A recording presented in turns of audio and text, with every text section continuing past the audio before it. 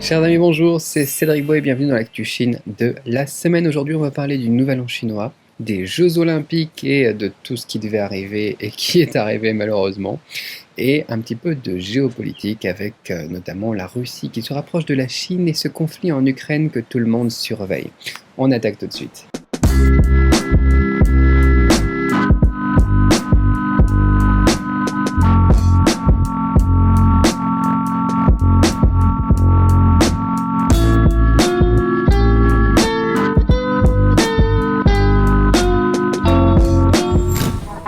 Et c'est parti, un grand merci encore une fois pour tous, donc un grand merci à tous pour tous vos partages, vos likes, vos commentaires, etc. sur ces épisodes. Aujourd'hui c'est notre épisode du dimanche 6 février 2022 que j'enregistre le lundi 7 février 2022 parce qu'hier il y a eu un souci au moment de l'enregistrement, alors du coup je me dis autant se faire plaisir et mettre un petit peu la vidéo en plus cette fois-ci et vous retrouver comme ça et de vous voir un petit peu de plus près.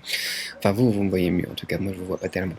Et voilà, ça fait super plaisir, ça fait toujours plaisir encore une fois de vous retrouver chaque semaine. Et n'hésitez pas d'ailleurs aussi à partager un petit peu vous aussi vos trouvailles sur l'actualité dans les commentaires pour qu'on en discute au prochain épisode.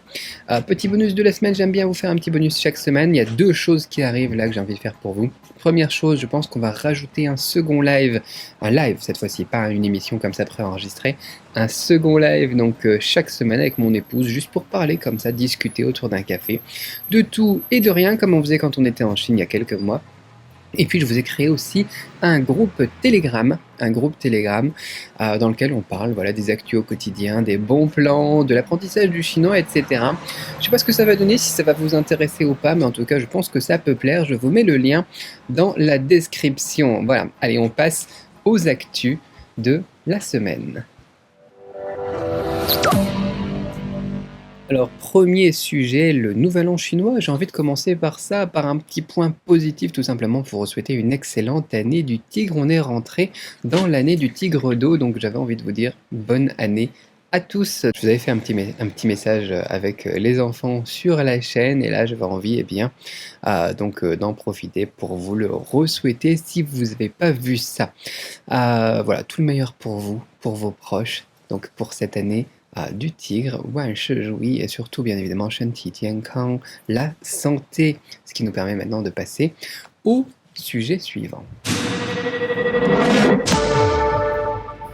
Sujet numéro 2 qui est du coup un petit peu plus d'actualité, on va parler un petit peu plus d'actualité, c'est à l'ouverture des Jeux Olympiques. Et ce qui devait arriva. Je vous avais prévenu, on en avait parlé les 2 semaines précédentes. Et du coup, pas de surprise, que de la rigolade. Notamment, par exemple, les États-Unis qui invitaient tout le monde à aller faire le boycott tout simplement des JO, boycott diplomatique. Et du coup, maintenant que ça a été boycotté par une partie des pays occidentaux, que même s'ils n'ont pas annoncé clairement, le Japon, la Corée du Sud aussi n'y sont pas allés, et du coup maintenant la presse américaine nous annonce que les Jeux Olympiques c'est quand même du gros n'importe quoi, maintenant c'est devenu une réunion de dictateurs. Donc forcément, ils forcent tous les personnes adverses qui ont un schéma politique différent du leur à rester entre eux, et après ils vont dire « Regardez-les là-bas maintenant, ils restent toujours juste entre eux ». Ok, voilà, ça m'a fait rigoler, dites-moi ce que vous en pensez dans les commentaires, mais voilà, c'était un petit peu malheureux. Là où j'étais par contre agréablement surpris, je ne sais pas si vous l'avez vu, c'est la cérémonie d'ouverture des Jeux Olympiques d'hiver de Pékin du 4 février, sur France 2 je crois que j'étais, et j'ai été agréablement surpris en fait du professionnalisme des commentateurs, vraiment dans l'esprit des JO, vraiment dans l'esprit du sport, dans l'esprit du regroupement, dans l'esprit de on laisse un petit peu de côté toute la politique, etc.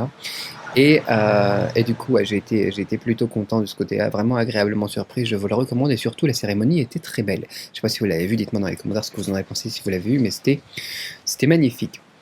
Du côté des journalistes encore, pour parler, on a parlé des USA, on a parlé de la cérémonie, parlons un petit peu des journalistes français maintenant d'information, pas les commentateurs sportifs, qui là ne nous ont pas surpris. On nous a parlé énormément de la Chine en négatif avant les Jeux, et surtout le jour des Jeux Olympiques, de la cérémonie d'ouverture, en tout cas le 4 février. On a eu une petite dizaine d'articles sur lemonde.fr. Vous pouvez regarder vous-même les publications qui parlent de la thématique Chine, en fait, sur... Il y a du vent, je ne sais pas si vous l'entendez ou pas. Il y a un petit peu de vent là dehors, donc moi je suis à l'abri du vent, mais le vent de dehors, il s'entend peut-être dans le micro, je sais pas. Bon, peu importe, j'ai quand même envie de le faire en vidéo comme ça, donc je suis bien là sur la terrasse. Et ouais, on a eu 7 articles, je crois, sur lemonde.fr, du coup, tous connotés négativement entre voilà, les Ouïghours, qu'est-ce qu'on a d'autre encore, le trafic d'organes ou je sais plus quoi. On a eu quoi encore, un article sur le dissident Ai Weiwei. On a eu un article encore sur une étude au Parlement d'un truc qui au final a été rejeté, mais ils en ont fait un article quand même si ça s'est pas passé et que ça n'a pas été travaillé en fait, ils en ont fait un article quand même, parce qu'il fallait quand même dénigrer bien la Chine le 4 février quoi. Donc voilà, je vous l'avais prédit, rien d'étonnant, rien de surprenant. Vous pouvez regarder par vous-même, c'est juste hallucinant. On avait un autre article, c'était la Chine essaye de comment la Chine va glaner des médailles aussi aux JO d'hiver. L'idée de glaner, le mot glaner aussi est très bien choisi. Tu vois, c'est ramasser les miettes en fait derrière, par exemple la moisson, tu vois, dans un terme agriculture, tu vois. Et voilà. Enfin, rien de surprenant encore. Il y a un truc, par contre, qui m'a fait réagir, et ça sera notre troisième sujet. Truc intéressant qui s'est passé par contre, c'est que effectivement, quand on a forcé la Russie, la Chine notamment, à rester entre eux un petit peu tranquille pépère pour discuter, le jour de l'ouverture, le vendredi 4 février, le président russe et le président chinois, donc Vladimir Poutine et Xi Jinping, se sont entretenus et ont fait une déclaration commune officielle. Et ça, c'est très fort, quand ils étaient ensemble à Pékin. Déclaration commune contre l'expansion constante de l'OTAN. Donc l'alliance militaire occidentale dont fait partie pas mal de pays d'Europe et les États-Unis notamment. Et une déclaration commune, ça montre des relations renforcées. Alors c'est pas vraiment une alliance, c'est pas vraiment une amitié, même s'ils ils ont utilisé le mot amitié en fait, les deux présidents. Mais c'est plus vraiment c'est stratégique quoi. C'est vraiment une relation et un partenariat gagnant-gagnant quand on est voilà, on l'évoquait la semaine dernière, l'étau en fait occidental se resserre autour de la Russie avec les bases militaires, autour de la Chine aussi du coup, avec les alliances économiques. On a aussi récemment voilà, l'alliance entre États-Unis, Angleterre, Royaume-Uni et Australie là, et les alliances militaires vraiment claires et précises autour de la Chine et de la Russie. Du coup, voilà, les relations entre ces deux pays se renforcent. Je ne sais pas c'est quoi la citation française là-dessus, mais l'ennemi de mon ennemi est mon ami, ou je ne sais pas quoi.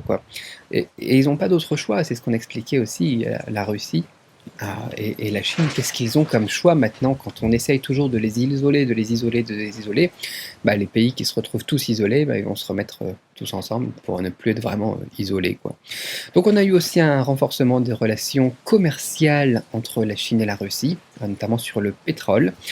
Mais encore une fois, voilà, c'est un partenariat gagnant-gagnant, quoi. C'est pas vraiment une alliance, c'est pas vraiment une amitié. On sait que depuis les années 60, la fin de la famine des années 60 notamment, où il y a eu des conflits et des tensions entre la Chine et la Russie, notamment pour alimenter le peuple chinois, et qui avait mené à la mort de pas mal de personnes aussi en Chine, mort de famine. Pour sauver la face d'un côté, au fait, c'est une histoire, voilà, c'est un peu glauque, ça ferait l'objet d'une vidéo entière en fait. Mais voilà, du coup, c'est un peu plus tendu. Avant, ils étaient vraiment amis. On peut dire qu'avant, les Chinois et les Russes étaient vraiment amis, on va dire avant les années 60. Là, depuis quelques dizaines d'années, il y a eu quand même une méfiance et c'est pas, je pense pas qu'on puisse parler vraiment d'amitié. Peut-être que ça va aller de mieux en mieux. En tout cas, c'est parti pour aller de mieux en mieux et ça va dans le bon sens pour un renforcement des relations vraiment entre les deux pays, mais il y a quand même toujours des méfiances et il y a toujours quand même une tension résiduelle depuis cette période, en tout cas, que moi je ressens dans ce que je peux voir. Vous me dites si vous n'êtes pas d'accord avec moi et que vous pensez que la Chine est vraiment très proche de la Russie et qu'ils sont complètement potes et qui vont à chaque fois se céder pour tout et n'importe quoi, mais je suis pas sûr. Je suis pas sûr. Là, la Chine, par exemple, elle dit pas grand-chose par rapport à la situation en Ukraine. Par contre, elle surveille.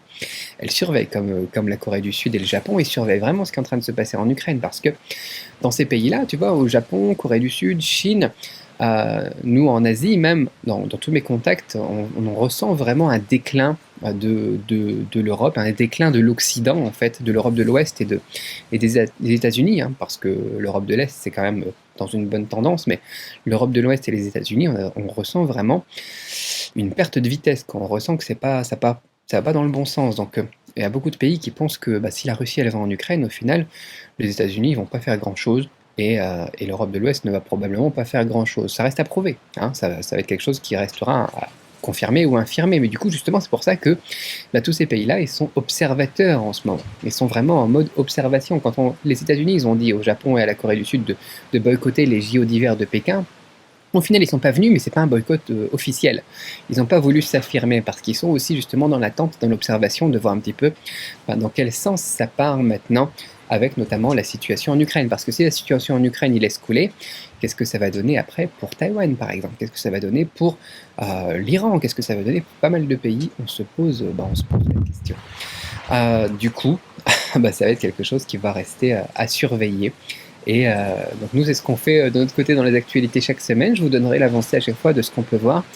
Mais au final, une invasion de l'Ukraine en Russie, ça serait pas étonnant, ne serait-ce que pour tâter le terrain, et ne serait-ce que pour voir la réaction États-Unis et Europe de l'Ouest, OTAN tout simplement, euh, de comment est-ce que ça se passerait, quoi. Surtout qu'en plus en Ukraine, c'est un petit peu compliqué parce que la moitié de la population est quand même très pro-russe, en fait, hein, et très russophone, et puis aime la culture russe, et n'avait pas tant apprécié que ça, au final, la dissolution de l'URSS, en tout cas de leur pays, à l'époque. Du coup, c'est tendu, en fait, c'est tendu aussi pour une intervention des pays occidentaux de l'OTAN, parce qu'on a une part de la population en Ukraine aussi qui n'est pas tellement embêtée par une invasion, entre guillemets, une récupération du territoire par la Russie. Voilà. Donc est-ce que ça va faire comme ce qui s'est passé en Crimée? Au final, il ne va pas se passer grand-chose, et puis la Russie va reprendre un petit peu possession du territoire ukrainien ou pas? C'est la bonne question et c'est ce qu'on va surveiller ensemble. Dites-moi ce que vous en pensez, mais il y a beaucoup de gens qui me disent non, il n'y aura pas de guerre, il n'y aura pas d'invasion, etc. Mais au final, ça ne m'étonnerait pas qu'il y ait une invasion et qu'il n'y ait pas vraiment de guerre non plus. Voilà. Après, c'est mon avis, c'est mon opinion, j'attends que voir. Et puis, voilà, je suis en statut un petit peu comme on dit en Asie, d'observateur, et on attend de voir un petit peu comment ça se passe pour valider ou infirmer en tout cas l'idée du déclin de l'Occident, du déclin des pays membres de l'OTAN, Europe de l'Ouest et États-Unis. Voilà. Après, on ne peut pas prédire le futur, et après, on n'est jamais à l'abri d'une surprise quelconque. Du coup, on surveille, on attend. On attend de voir. Dites-moi ce que vous en pensez, et c'est tout pour ce troisième sujet. Et c'est terminé pour aujourd'hui. En tout cas, un grand merci encore à vous d'être là à chaque fois. Voilà, dites-moi ce que vous avez pensé aussi de cet épisode avec la vidéo. J'enregistre les sons, les jingles et tout, ça se fait en live, hein, donc j'espère que ça rendra pas mal. Et puis voilà, dites-moi ce que vous en pensez, j'ai pas grand chose d'autre à dire. Ça me fait bizarre du coup de le faire en vidéo maintenant, parce que il faut que j'ai mes sujets ici sur le Mac, ici à droite. J'ai tous les contrôles pour les jingles, les trucs comme ça, et un micro aussi ici à gauche, un autre micro de backup ici. Ça part dans tous les sens, ça se trouve, je vais faire n'importe quoi, on verra bien. Vous avez les liens dans la description. Regardez les liens dans la description, rejoignez le Telegram, je vous retrouve là-bas. Allez, ciao.